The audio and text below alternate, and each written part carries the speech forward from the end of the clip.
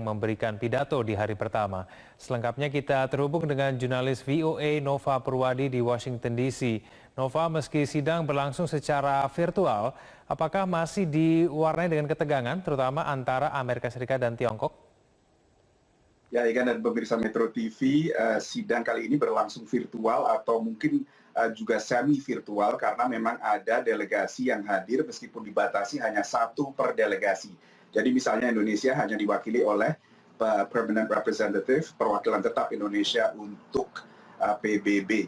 Dan ini menjadi suasana yang menarik karena selain satu perwakilan dari masing-masing delegasi ini, seluruh pidato disampaikan secara virtual, biasanya merupakan rekaman, dan dua yang tadi menjadi perhatian adalah dari Presiden AS Donald Trump, lalu dari Presiden Tiongkok Xi Jinping.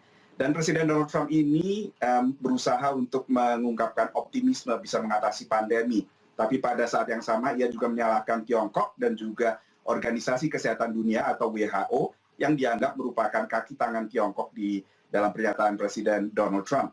Dan ia menuduh bahwa karena Tiongkoklah kondisi pandemi separah ini, karena di saat Tiongkok menutup perjalanan domestik dan melakukan berbagai langkah pembatasan sosial, Tiongkok masih membolehkan penerbangan ke negara lain sehingga virus corona menyebar ke negara-negara lain. Tuduhan semacam ini lalu ditolak oleh delegasi Tiongkok dan Presiden Xi Jinping dalam pernyataannya menyatakan bahwa mari kita bersama-sama mengatasi pandemi ini. Kita patut menolak adanya stigmatisasi atau adanya politisasi dari virus corona ini. Lalu sepertinya ketegangan antara kedua negara dengan perekonomian terbesar di dunia ini mengundang perhatian juga dari Sekjen PBB Antonio Guterres yang dalam pernyataan pembukaannya yang mengatakan jangan sampai ada perang dingin baru. Karena menurutnya ini justru akan sangat merugikan bagi dunia dengan adanya dua sistem yang berdampingan tapi tidak bisa dipadukan. Ini akan merugikan dunia menurut Antonio Guterres. Ini memang hari pertama sudah mulai panas meskipun berlangsung virtual, Egan. Baik, Nova, di hari ini Presiden Joko Widodo juga memberikan pidato. Apakah ini pertama kalinya Presiden Jokowi berpidato di sidang Majelis Umum PBB? Ya, ini menjadi pidato perdana sekitar 2,5 jam lagi Presiden Joko Widodo mendapat kesempatan untuk berpidato dalam sesi debat umum. Menariknya justru karena sidang kali ini berlangsung virtual, tampaknya justru semakin banyak kepala negara dan kepala pemerintahan yang akhirnya bisa mewakili delegasi negara mereka dan menyampaikan pidato dalam sesi debat umum sidang Majelis Umum kali ini.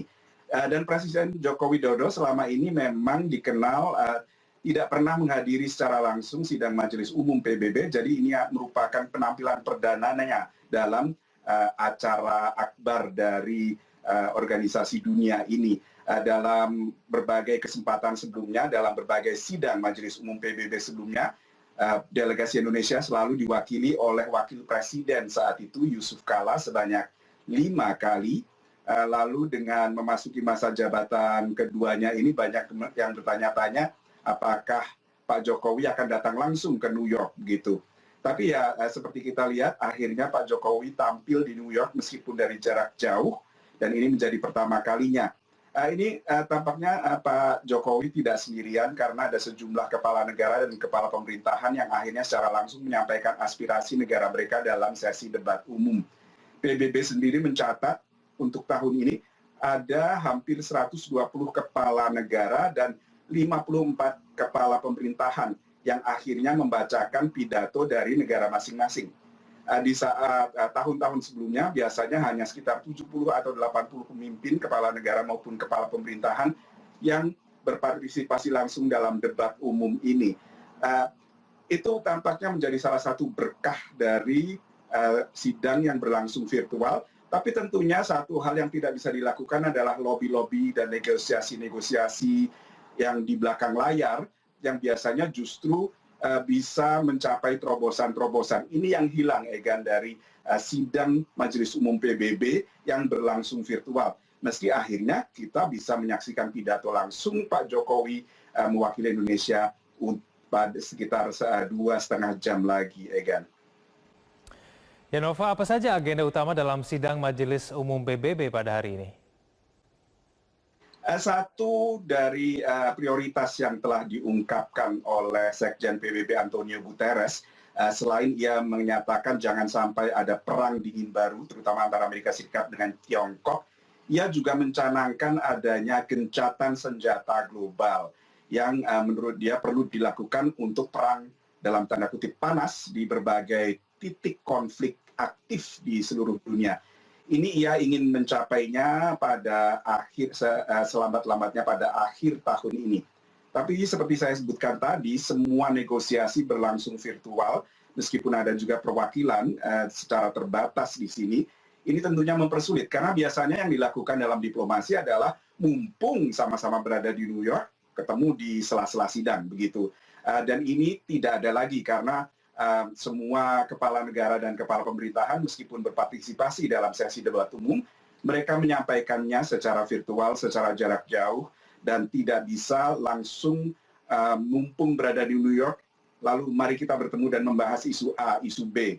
Karena tentunya juga mereka terbentur pada perbedaan waktu. Saat ini adalah pukul 6 sore, sekitar 6 sore waktu New York, waktu Washington DC juga. Dan tentunya ini akan sulit sekali untuk menghadirkan negara-negara dengan perbedaan waktu yang cukup signifikan untuk membahas isu-isu bersama. Dan itu yang menjadi salah satu kendala utama sidang Majelis Umum yang berlangsung virtual ini, Egan. Baik, terima kasih atas informasinya Nova Purwadi langsung dari New York, Amerika Serikat. Pemirsa, demikian Headline News. Headline News berikutnya akan kami hadirkan 1 jam datang.